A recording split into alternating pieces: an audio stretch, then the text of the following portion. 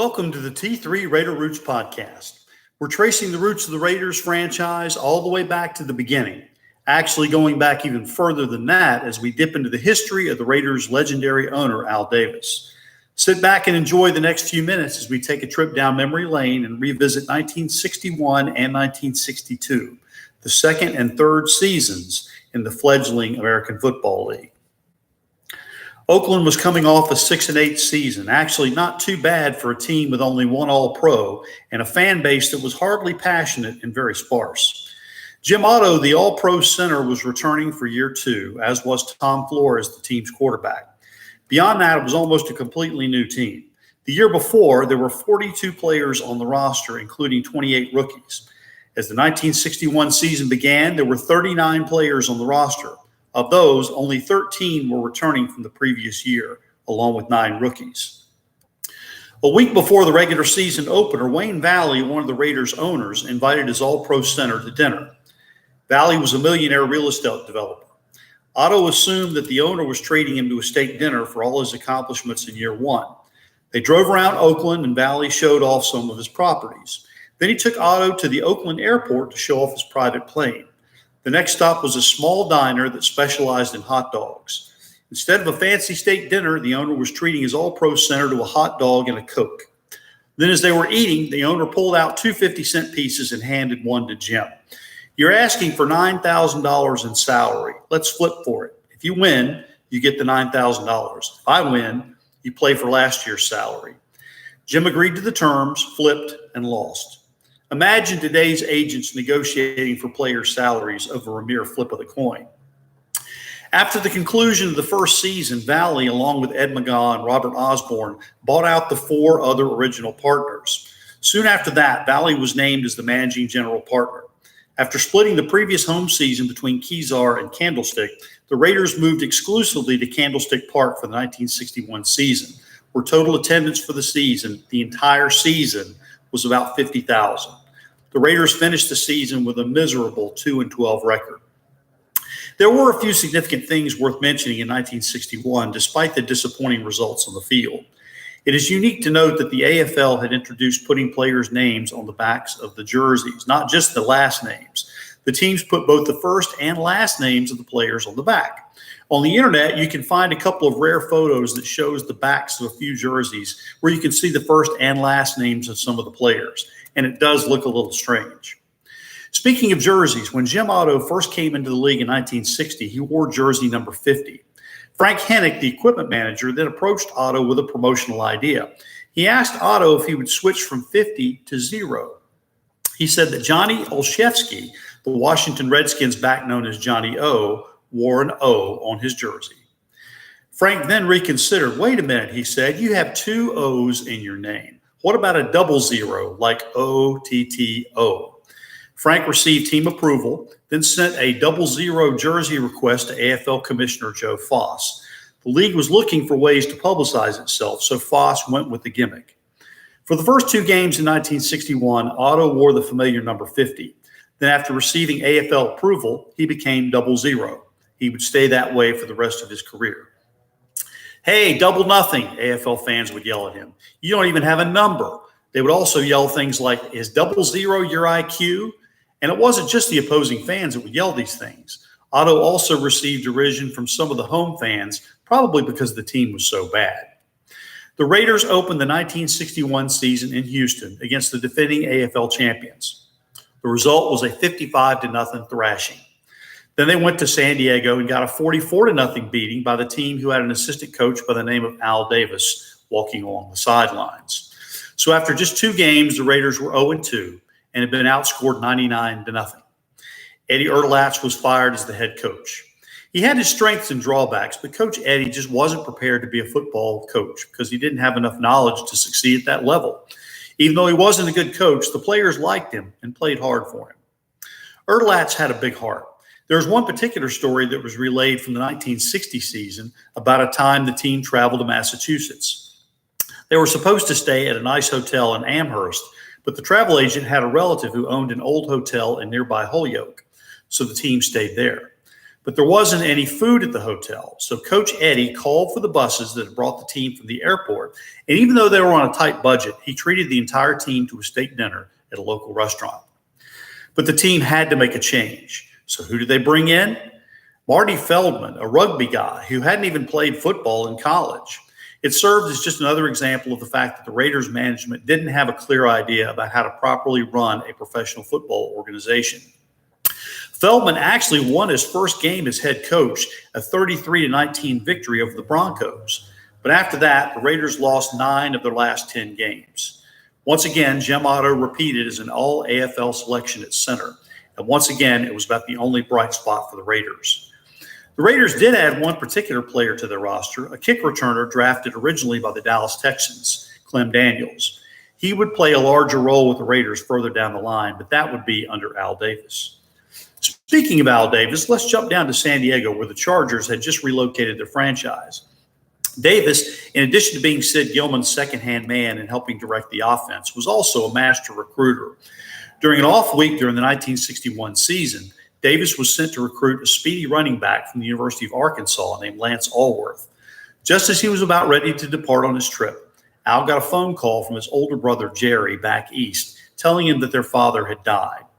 Al said he was always full of remorse that he hadn't had a chance to talk more with his father, and he rued the long absence at that time in his life.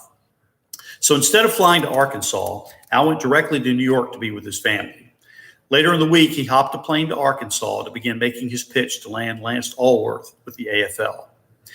In a reversal of roles, Al, the recruiter, was actually bolstered with compassion by the young man from Mississippi who understood that Coach Davis had just lost his father. When they met in a coffee shop for the first time, Davis sat down at a table, laid out an offensive formation of the Chargers on a big card, then drew a huge circle around one of the receiver positions. "That's you," he emphasized with his pointing finger, "Lance Allworth, and you're going to be a great one." The 2-12 Raiders actually picked Allworth in the second round of the subsequent AFL draft, but the Chargers traded 3 players for the right to sign him. However, Allworth had also been drafted by the NFL San Francisco 49ers, coached by Red Hickey, who had been an All-American end at Arkansas, Lance's school. So the odds were not in the Chargers' favor. Just before New Year's Day, Davis traveled to the Sugar Bowl in New Orleans, where Arkansas and Alabama were squaring off against each other. On the Friday night before the game, Al met with Lance's parents. They were all from Mississippi, and as it turns out, the only reason Lance went to Arkansas instead of the University of Mississippi is because he was married, and Ole Miss did not allow married players on the team. The parents were against their son going to the AFL and wanted him with the more established league. They told Davis what they wanted in terms of money, and Davis indicated there was no way the Chargers could match the offer laid down by the 49ers. Allworth's father stood up and said, "Well, that finishes the business here." But before they could leave, Lance got up and grabbed his father's arm. "Wait," the young man said, "I want Al to coach me." So right there on the spot, Al offered Allworth a $5,000 extra bonus beyond the terms of the contract, and also agreed to pay for the rest of Lance's schooling. When Davis called Sid Gilman later and told him that the Chargers might have to give Allworth some extra money, Gilman said, "Give it to him." Davis laughed and said, "Thanks, I already did." The next day after the Sugar Bowl, Davis was on the sidelines, ready to make the signing official. All of a sudden, he saw Red Hickey grabbing Allworth by the arm, and he thought he might be losing his prized prospect after all. But then he saw Allworth push Hickey away, and he knew that he was home free. Davis ran to the goalpost where the player joined him, and Lance Allworth signed his contract, still in his football uniform, standing under the goalpost to join the AFL and to be coached by Al Davis. When the 1962 season started, the Raiders had a new home in Oakland, Frank Ewell Field, only seating about 18,000 people, and they would be really usually lucky to fill even a third of that. The team was battling to stay afloat, and a couple of other teams' owners had to float some funds their way so the franchise wouldn't fold. As their main competition in the West, the Chargers were coming off another successful season that saw them make it all the way to the title game for the second year in a row. The Raiders, on the other hand, didn't have much.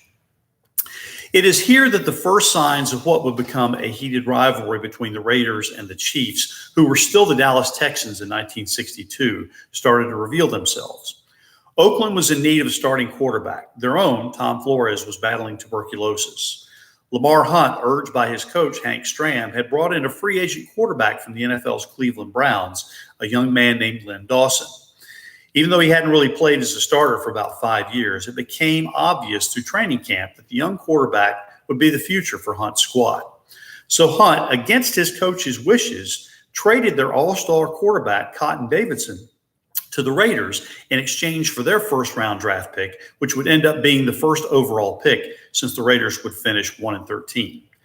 Davidson, a very popular player, went to the Raiders. Meanwhile, the Texans, led by Dawson, went on to win the AFL title in 1962 before moving to Kansas City.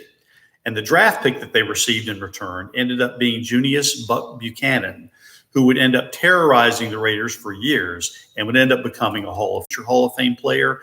Well, let's just say that didn't go over too well. But it's here also that the winds of change would bring Al Davis together with the Raiders. Because even as the Raiders were finishing with the league's worst record, the Chargers regressed to 4-10, and they lost their starting quarterback, Jack Kemp, to injury, and then lost him permanently to the Buffalo Bills, who through a huge administrative blunder were able to pick up the valuable quarterback for only a $100 fee. At the end of that 1962 season, miserable for both the Chargers and the Raiders, Davis was at San Diego's Balboa Stadium, attending the annual AFL All-Star Game, when four men approached him, two newspaper men from Oakland and the two primary owners of the Raiders. Davis was already familiar with one of the men, Oakland Tribune sports editor Scotty Sterling, from past encounters in the football press boxes. Sterling introduced Davis to the two men and said, "We've been pestering them pretty hard to talk to you about coaching the Raiders." Sterling talked up Davis's background, and Wayne Valley had already asked permission of San Diego's management to talk to Davis. Gilman had asked Davis if he would be interested, and Davis said, "Yeah, I'll talk."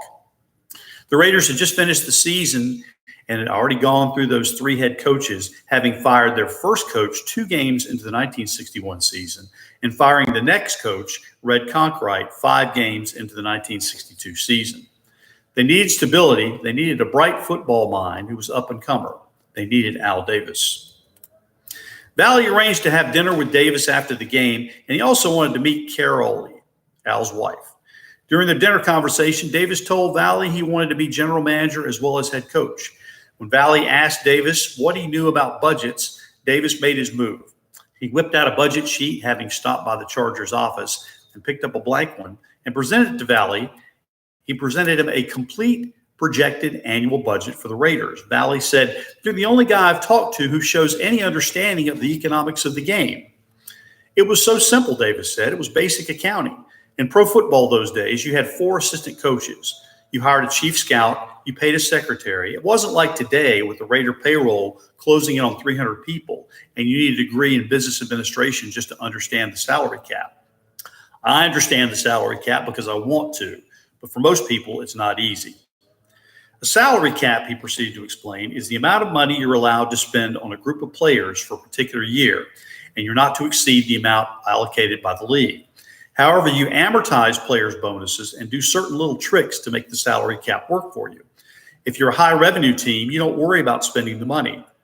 You give a player $1 million signing bonus over 4 years, and instead of counting $1 million toward the cap, you only have to count $250,000 each year. Now, Valley was convinced that he had the right man for the job, and he offered Davis a 1-year contract. Davis turned down the offer and countered with a proposal of his own. He wanted a 3-year deal as both coach and general manager. And he also wanted a liquidated damage clause written in. Now, this meant that if he were to be fired before the contract was up, he would still earn his salary, plus whatever amount of new salary he would receive from his next coaching job. During the negotiations, Al also met with McGaw, the quiet one of the 2 general partners. McGaw liked Al's approach and fell for him instantly, and he convinced Valley that Al Davis was just what the Raiders and the city of Oakland needed. In January of 1963, Al Davis signed a contract to become the Raiders' new head coach and general manager at a salary of $22,500 a year. Now, to put this all in perspective in terms of dollars, in the year 2010, Al Davis paid cornerback Nnamdi Asomugha 28 times as much for playing a single game as Davis was paid for the entire 1963 season. Money wasn't really an issue with him. He was already making twice as much as he had previously with the Chargers. What he now was in for, what was now far more appealing for him, was that he had power and control. When Davis left San Diego, one of his fellow assistant coaches on the Chargers staff, Coach Chuck Noll, who went on to become the legendary Super Bowl winning coach for the Pittsburgh Steelers, was asked what it was like to not to have Al Davis around anymore in San Diego.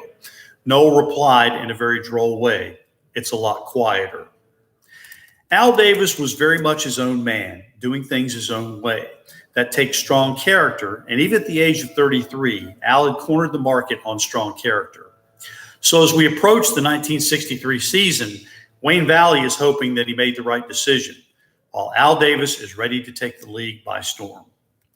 Once again, I'd like to give credit to Murray Olderman, Ken Rappaport, Jim Otto, and also to Michael McCambridge and NFL Films for a lot of the information on this episode. Join me again as we go back to Oakland, but from here forward, the names Raiders and Al Davis will be synonymous. Thank you for tuning in. Until next time, this is T3 Raider Facts, reminding you that passion always outlives fashion, and wishing you a bright silver moon shining in the dark black night.